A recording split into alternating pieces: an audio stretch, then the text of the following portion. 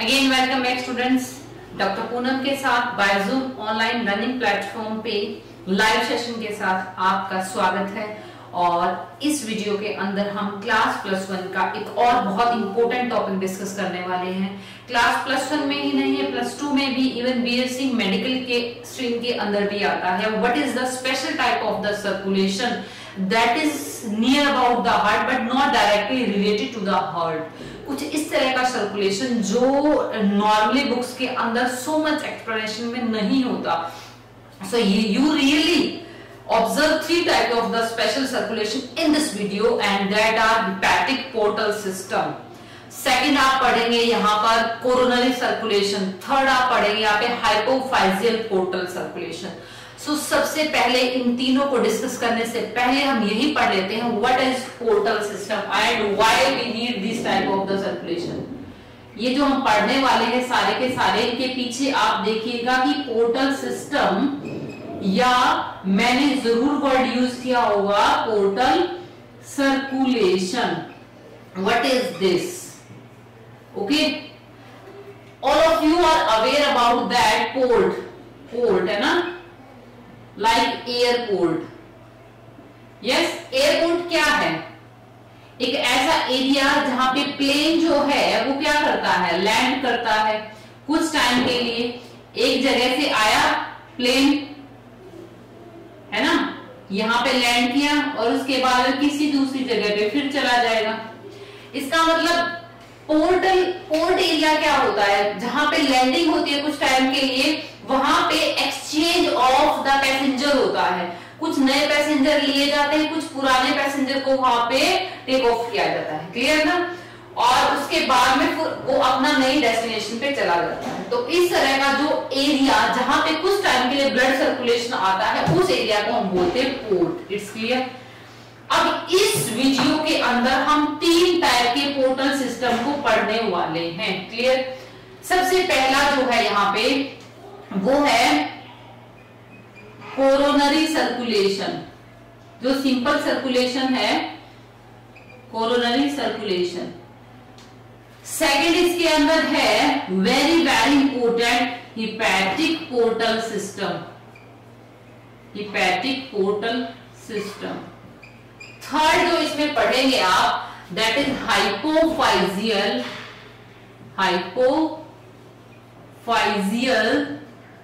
Portal system.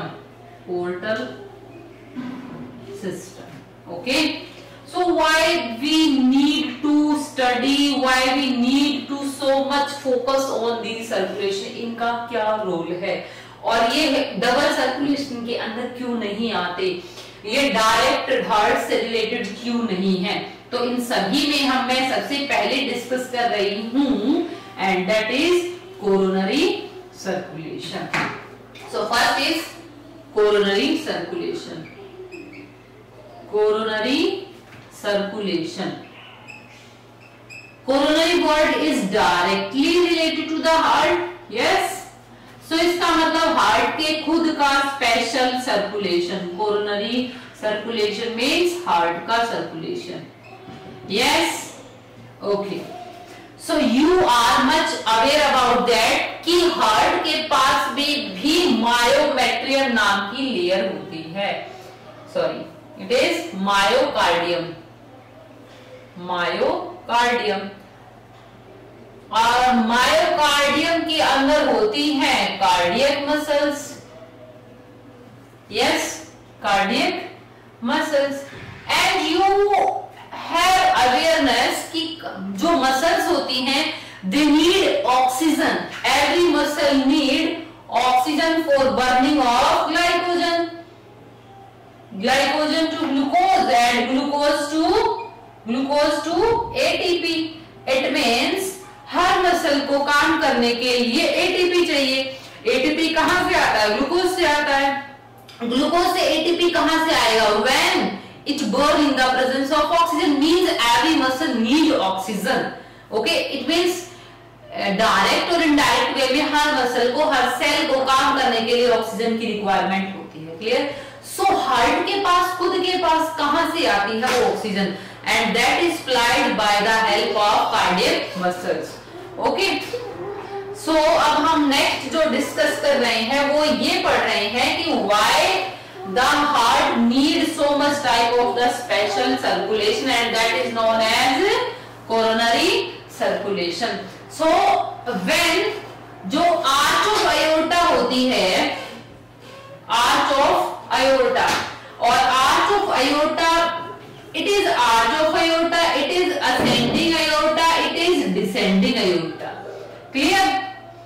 So जो arch of aorta है उसमें से खुद हार्ट की एक स्पेशल कोरोनरी आर्टरी निकलती है, coronary artery, and this coronary artery supply oxygenated blood to the heart. Clear? अब मैं आपको सिंपल ये बताती हूं पाथवे क्या है. सो असेंडिंग ब्रांच ऑफ आयोर्टा से निकलती है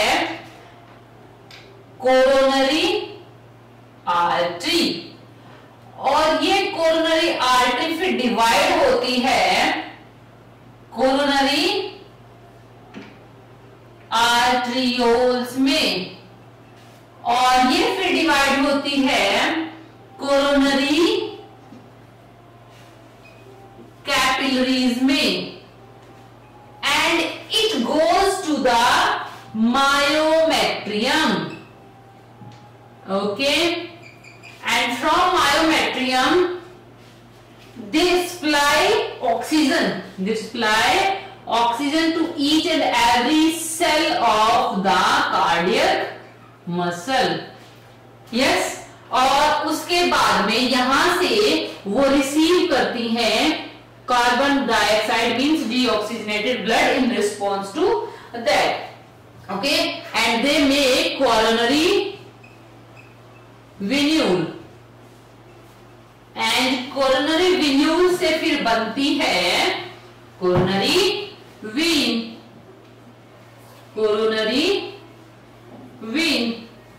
और ये coronary vein ओपन हो जाती है किसमें?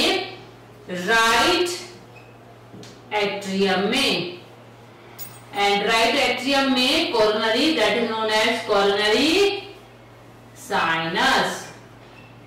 तो इसका मतलब हार्ट के पास में भी एक ऐसा स्पेशल सर्कुलेशन है जिसका डायरेक्ट डबल सर्कुलेशन से कोई लेना देना नहीं होता, जिसमें डायरेक्ट ना तो लंग्स से प्योर ब्लड आता है डायरेक्ट, ना ही इसमें डायरेक्ट हार्ट से superior and inferior vena cava से सप्लाई जाती है. क्लियर? तो it is coronary circulation. Okay, उसके बाद में हम नेक्स्ट टाइप का स्पेशल सर्कुलेशन पढ़ रहे हैं and that is hepatic portal system. Hepatic portal system. Second is hepatic portal system. So ये जो सिस्टम है इसमें होती है पोर्टल वेन. मीन्स ये वेन्स जो है ना, हमारी पूरी बॉडी की हर वेन डायरेक्टली हार्ट के अंदर ओपन होती है. मतलब पूरी बॉडी की हार्ट से अपर वाले पार्ट की वेन्स इकट्ठी होकर के सुपीरियर वेना केवा से ज्वाइन होती है और हार्ट के नीचे वाले ऑर्गन्स की सभी वेन्स ज्वाइन होकर के इंफीरियर वेना केवा में ज्वाइन होती हैं. लेकिन ऐसा नहीं है, कुछ वेन्स ऐसी हैं जिनका सुपीरियर इंफीरियर वेना केवा से डायरेक्टली कोई रिलेशन नहीं होता. इट मींस वो directly deoxygenated blood superior inferior vena केवा के थ्रू राइट ऑरिकल में न खुलने की बजाय वो पहले किसी दूसरे ऑर्गन के पास जाती है और फिर हार्ट के पास जाती है. तो ये जो दूसरा ऑर्गन है ये यहाँ पे पोर्ट की तरह काम कर रहा है, एयरपोर्ट जैसे मैंने समझाया था. क्लियर? तो यहाँ पे पोर्टल वेन जो है वो पोर्टल वेन किसके कॉम्बिनेशन से बनती है? कैपिलरीज के. और इन सभी सिस्टम को, इसमें हार्ट आ गया तो इस सभी सिस्टम को हम बोलते हैं पोर्टल सिस्टम, जिसमें हार्ट बाद में आता है, उससे पहले क्या आ जाता है? लिवर. तो इसका मतलब यहाँ पे पोर्टल वेन लिवर के पास आएगी, जाएगी। तो ये कंप्लीट सिस्टम क्या बन गया, पोर्टल सिस्टम।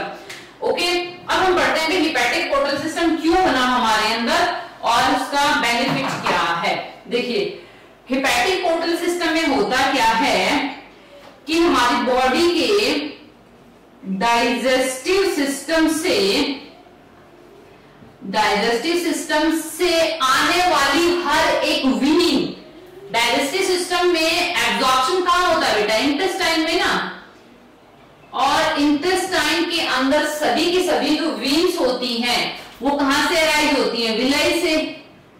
अब ये विलाई के अंदर जो ब्लड कैपिलरीज हैं, they contain loads of nutrient as well as carbon dioxide. Okay,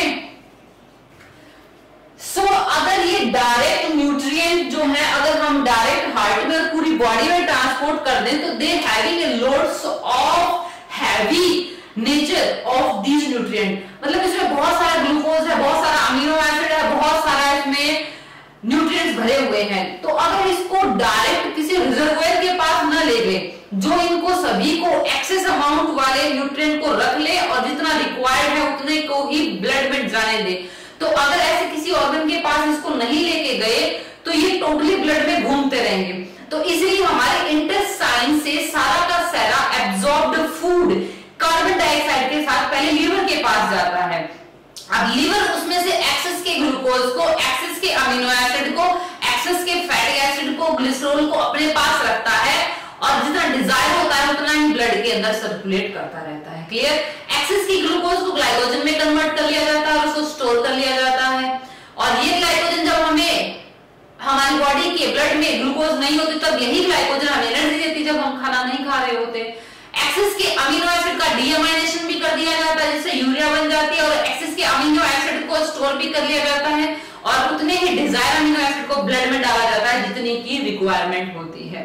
access के फैटी एसिड को भी वही डिनोमिनेटर सिंथेसिस के थ्रू यूज कर लिया जाता है। इसका मतलब हार्ट जो लीवर है उन सभी न्यूट्रिएंट के साथ क्या करता है, उसकी प्लानिंग करता है कि बॉडी को कहां कितनी कितनी रिक्वायरमेंट है और कितना ब्लड के अंदर रहना चाहिए, कितना नहीं रहना चाहिए। और अगर लीवर ने ये नहीं किया होता तो हमें हर टाइम खाने की जरूरत होती रहती है। ओके, लेकिन ड्रॉबैक क्या था, न्यूट्रिएंट तो गए थे लेकिन लीवर को उस टाइम कार्बन डाइऑक्साइड वाला ब्लड भी लेना पड़ता था, और इसीलिए इस सिस्टम को बोलते हैं hepatic portal system. Clear? Okay, so villi से जो न्यूट्रिएंट है सारे के सारे कहां जा रहे हैं, लीवर के पास जा रहे हैं, और लीवर इन सभी को क्या कर रहा है, मैनेज कर रहा है इन सभी न्यूट्रिएंट को, और वो जरूरी है उसके लिए। लेकिन you already know liver receive another supply from directly heart and that is hepatic artery. ये हिपैटिक आर्टरी आती है फ्रॉम द एब्डोमिनल आयोटा से। एब्डोमिनल आयोटा डिवाइड होती है और तब हिपैटिक आर्टरी बनती है लीवर में, और लीवर से फिर बनती है हिपैटिक वीन, और हिपैटिक वीन फिर जुड़ जाती है इंफीरियर वेना केवा में, और फिर ये हार्ट को अपना कार्बन डाइऑक्साइड वाला ब्लड देता है लीवर। ओके ओके, अब मैं वो वीन्स बता रही हूं आपको जो हिपैटिक पोर्टल सिस्टम में जुड़ी हुई होती हैं। इसमें आती है आपकी जैसे कि superior mesenteric vein, including that inferior mesenteric vein, इसमें आ जाती है इलियोसिकल वीन, इसमें आ जाती है हमारी इलियोसिकल के अलावा सिस्टिक वीन गॉल ब्लैडर से। ये सभी के सभी जो वीन्स हैं ये लीवर में जाकर के ये सभी कैपिलरीज से बनती है, कैपिलरीज से वीन बनती है और वीन से डायरेक्ट सप्लाई किसको देती है, लीवर को देती है। Clear? Superior mesenteries are a cluster of the peritoneal layer that is surround that suspend our abdominal intestine to their position. Okay, real में जो मेसेंट्री होती है वो किसका पार्ट होती है? पेरिटोनियम का ही पार्ट होती है। तो ये सभी की सभी मिलकर के क्या बनाती है? हेपेटिक पोर्टल सिस्टम बनाती हैं and they help to supply the nutrient, excessive nutrient to the liver with the carbon dioxide and after that they go to the heart. Okay जी। उसके बाद में हम थर्ड टाइप पढ़ रहे हैं and that is the hypophyseal portal system या hypophyseal circulation.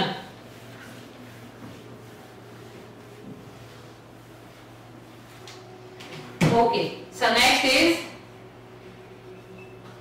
Hypophyseal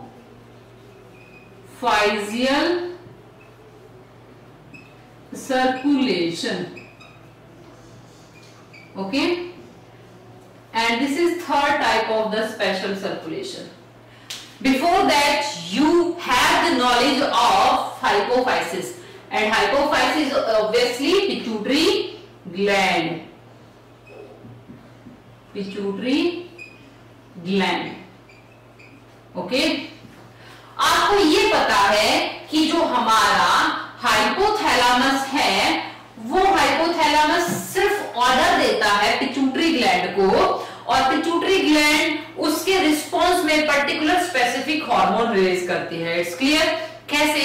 सभी के सभी वो हार्मोन जो हाइपोथैलेमस से रिलीज होते हैं उनके पीछे लगाया जाता है रिलीजिंग हार्मोन, जैसे कि गोनाडोट्रोफिन रिलीजिंग हार्मोन, जैसे कि ग्रोथ हार्मोन रिलीजिंग हार्मोन।